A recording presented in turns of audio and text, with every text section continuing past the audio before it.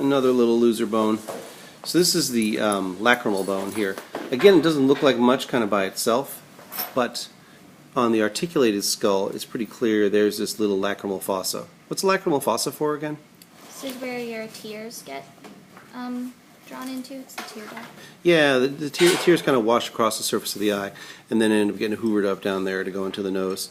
So you have to blow your nose of your hot, bitter tears.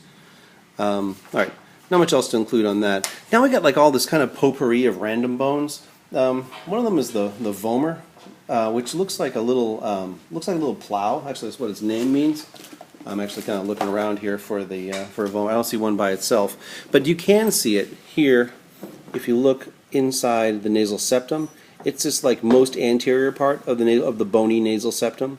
The posterior part of the bony nasal septum would be the perpendicular plate of the ethmoid bone. And if you were to stick your finger in your nose, what you'd palpate is this just hyaline cartilage that separates the two sides of the nose. I showed you before the inferior nasal concha. Showed you the hyoid before. Oh, the palatine bones. Hold up that maxilla for me, will you? Now, I said before that the horizontal plate, the palatine plate here, process of the maxilla makes up the anterior part of the hard palate.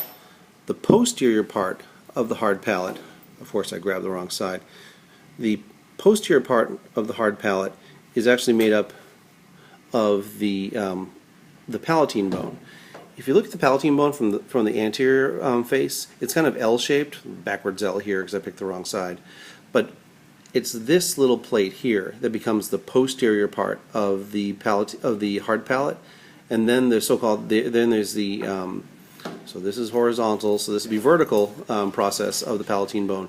That kind of makes up a little bit farther back on the side of the mouth. So the palatine bone is kind of sandwiched between the maxilla on one side and the pterygoid processes of the sphenoid on the other side.